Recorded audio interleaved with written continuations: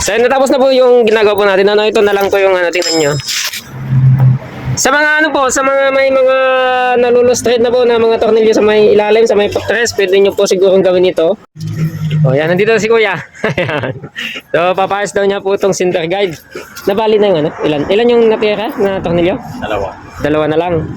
Sa video ito mga boss katakay mo, maaaring may mga mapulot po kayo na pwede nyo pong gamitin sa pang-araw-araw nyo po sa mga motor po nyo. Maaaring marami po kasi yung mga nalulustridan na po ng mga tornilyo na papunta po sa may potres. So ito nga po pala yung problema dito sa motor ni Kuya. Dahil nga naman makikita nyo po dito na yung pong mga tornilyo po dito sa may ilalim ng potres po niya ay dadalawa na nga lang daw po yung natitira. Kaya naman po nag-aalangan siya baka matuluyan. At kaya nung nagkita po kami ay natanong po niya sa akin kung may magagawa pa. At sabi nga po natin sa kanya dahil naman yung dating crash guard po ng 155 ay meron po talagang lagayan. Kaya naman po pwedeng ilipat doon yung pagkakalagay po ng sidecar sa may center guide. At yun nga po ay naghanap po siya ng pwedeng pagkuhanan ng crash guard. At yun nga po nakahanap na po siya at ibinalig na nga po dito sa atin para naman po may lagay po natin at magawan po natin ang paraan kung paano natin din i-convert doon sa may sidecar po niya. Yung unang plano nga po pala ay i-convert lang po natin yung galing po sa may motor. Kaya lang po napansin po natin na ito nga pong pagkakalagay po ng center guide niya ay medyo hindi po talaga maganda. Medyo nakasalising nga po pala talaga yung pagkakalagay. Kaya naman po dito nag-isip na po tayo kung paano pa natin i-convert at mas may siayos pa natin ng mas maganda yung pagkakalagay po yung papunta dito sa may sidecar. Dahil nga po napagdesisyonan na isaayos na rin po natin yung papunta dito sa may sidecar sa may center guide. Dahil ito na nga po pala yung ginawa po natin. Kinating na nga po pala natin yan para naman makapag-ayos po tayo na mas maganda pang talaga at hindi po tayo nahihirapan sa pag-ayos dito sa may center guide po niya. Ay share lang po pala natin na nung una nga po pala talaga yung mga 155 na ganito po ay meron po talagang lagayan sa may ilalim. Kaya lang po ang pinoproblema po kasi natin noon hindi pa natin nakukuha yung mga strategy kung paano i-convert. Ang nangyari po kasi noon ay nagdidirekta po tayo dun sa may ilalim. Kaya nga naman po kapag po nagka-problema dun po sa may tayo ng motor ay nahirapan po tayong mag-adjust dahil nga naman po wala po tayong spacer sa pagitan. Kaya naman nawala po yung pag-convert natin dun at nailipat po talaga dun sa may potres. So ang nangyari nga po pala dyan talaga ay yun nga talaga nagiging side effect po niyan. Nasisira po talaga yung mga tornilyo sa may ilalim sa may potres. Kung napapabayaan dahil nga naman hindi naman po pare-parehas ang oras ng tao sa pag-asikaso sa mga motor na ginagamit. At dahil nga naman po sa pagdaan po ng panahon nagkakaroon na nga po ng mga isyong ganito sa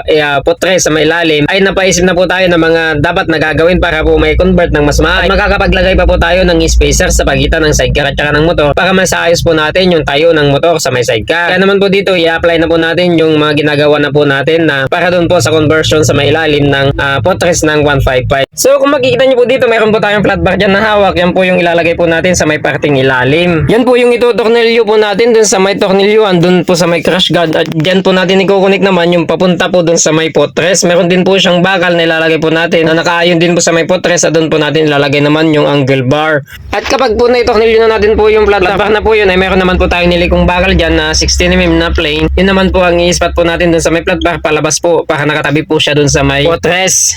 Itatabi nga po pala natin siya dun sa may potres para naman po para nakaayon pa rin po siya dun sa may potres na hindi naman po sa gabal. Just in case man po na magpreno o kaya magtanggal o magpit ng mga tornilyo ay okay lang po siya, hindi po siya sa gabal. At doon na rin nga po pala natin i-connect yung angle bar na ginawa po natin para naman po parang ganun pa rin ang itsura po niya doon sa may dating nakakonektan doon sa may potres. At dito nga po pala ay i-connect na natin yung angle bar na tinapas po natin. Makapal po na yung nilagay po natin dito at hindi nga po talaga magiging sa gabal pag nagpreno. Ang kagandahan nga po dito ay nasaayos na nga natin yung lagayan at may sasayos pa po natin yung papunta po doon sa may sidecar. Pagka dito nga po pala na naispat na po natin yung i-connect po natin dito sa may bracket sa may motor ay tatanggalin po muna natin. Ipupulwil na po muna natin. Para naman po pag kinunig po natin yung papunta sa may sidecar ay doon na po siya, hindi na po tayo magbabaklas. So bali naka-advisable po talaga ito sa mga motor po na may mga crash guard. Bali kahit na po walang nakalagay na lagayan po sa may crash guard ay pwede naman po siyang lagyan. Tulad nga po dito sa crash guard ng 155. At pagkatapos nga po pala natin may full weld at malinis ay ito na nga po pala siya. I-connect na nga po pala natin ito sa may crash guard para naman itong kabila naman, itong papunta dito sa may sidecar naman po ang ayusin po natin. Bali hindi na nga daw po natin pipinturan dahil si kuya na nga daw po pala yung magpipinturan nito at dahil nga man siguro meron siyang pintura dun sa kanila. At dahil nakita naman po natin na makapal at matibay pa yung dati pong nakakabit ay kukunin na rin po natin yan. Kapag ganito po kasi na nakikita po natin na yung mga dati pong nakakabit ay napakatibay pa rin naman at pakipakinabang pa rin naman ay kinukuha po natin yan. Dahil kinukuha at dinidevelop na lang po natin yung mga yan. At pagkatapos nga natin makuha ay ikinabit na po natin dun sa may motor para naman po may connect na rin po natin yung papunta dito sa may sidecar. Saka po natin siya pinulweld na po.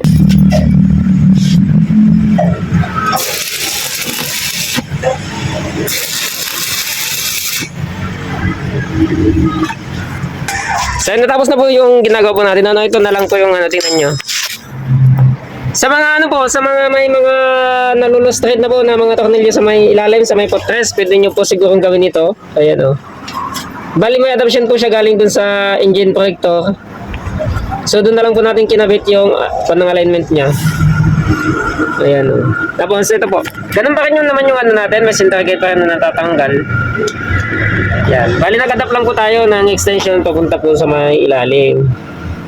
Ito yun. So kuya, okay na? Thank you, boss.